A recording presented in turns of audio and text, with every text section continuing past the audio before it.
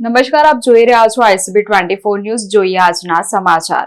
વડોદરા મહાનગરપાલિકાની દબાણ શાખાની ટીમ દ્વારા વોર્ડ નંબર 6 ના વારસા વિસ્તારમાં દબાણો દૂર કરવાની કાર્યવાહી શરૂ કરાઈ હતી. વડોદરા શહેરમાં ઠેર ઠેર રોડ રસ્તા પર લારી ગલ્લા ઉભા કરી દઈ દબાણ કરવામાં આવે છે, જેને લઈને લોકોને હેરાન પરેશાન થવાનો વારો આવે છે. આવા દબાણો દૂર કરવાની કામગીરી વડોદરા મહાનગરપાલિકાની દબાણ શાખા કરતી હોય છે, જે દબાણ શાખા દ્વારા વોર્ડ નંબર 6 ના વારસા વિસ્તારમાં કરાયેલા દબાણો દૂર કરવાની કામગીરી હાથ ધરવામાં આવી હતી, જે દરમિયાન રોડ પર કરાયેલા લારી ગલ્લા અને શેડ દૂર કર્યા હતા. સમગ્ર કામગીરી અંગે દબાણ શાખાના ઇન્સ્પેક્ટર કમલેશ સૈદાને વિગતવાર માહિતી આપી હતી.